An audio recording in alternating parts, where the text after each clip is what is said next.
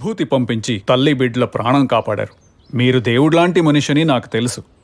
అయినా ఒక దొంగతనం కేసులో విచారించడానికి వచ్చాను. దొంగతనానికి బాబాకి సంబంధం ఏమిటి? వీడొక దొంగ, ఈ పకీరా సొమ్మిచ్చాడని వీడు చెప్తున్నాడు.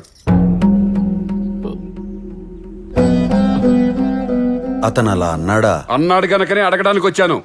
ఇచ్చానని అతను చెప్తే ఇచ్చానన్న మాటేగా. ఒంటి మీద కఫ్ని ₹1 విలువ చేయదు.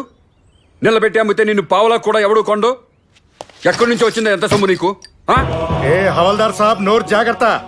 బాబాని ఏమన్నా అంటే ఊరుకోం. ఏం చేస్తారా మీరందరూ చూస్తుండగానే ఈ బ్రుడీ బాబాని లాఠీలతో కొట్టించి నిజం చెప్పించనా? మా బాబా ఒంటి మీద దెబ్బ పడిందో రక్తపాతం జరుగుతుంది, జాగ్రత్త. మీరు తిరిగి వెళ్ళరు. రండి చూద్దాం. దాసుగాను, స్టాప్ ఇట్. నేను విచారిస్తానుగా, నువ్వు ఆగు. మీ పేరు? రికార్డు కోసం తప్పదు, చెప్పండి. సాయిబాబా అంటారు. మీ తండ్రి పేరు? సాయిబాబా. అదేంటి మీ పేరు మీ నాన్నగారి పేరు ఒకటే ఎలా అవుతుంది? అవ్వకూడదని చట్టం ఏమన్నా ఉందా? మీ గురువు పేరు? వెంకూస. మీ కులం? దైవకులం. మీ మతం? కబీరు మతం. మీ వయసు ఎంత?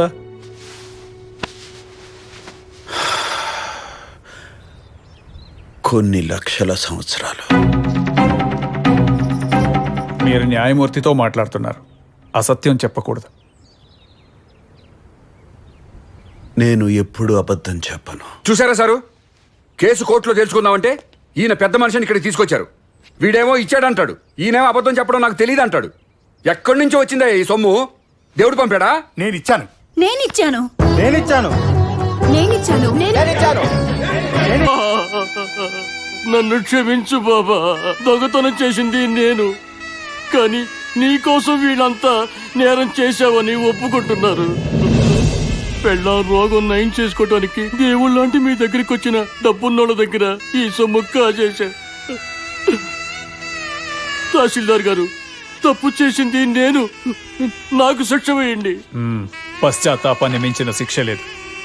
నిన్ను నిర్దోషిగా ప్రకటిస్తున్నాను. బాబా, నన్ను క్షమించండి.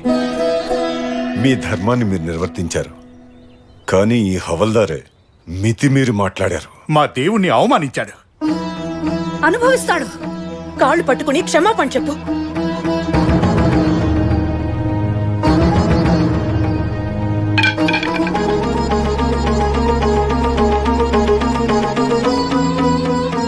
బాబా, దొంగల్ని జైలుకు తీసుకెళ్ళటం మాత్రమే నాకు తెలుసు. దొంగల్ని కూడా భక్తులుగా మార్చడం నీకు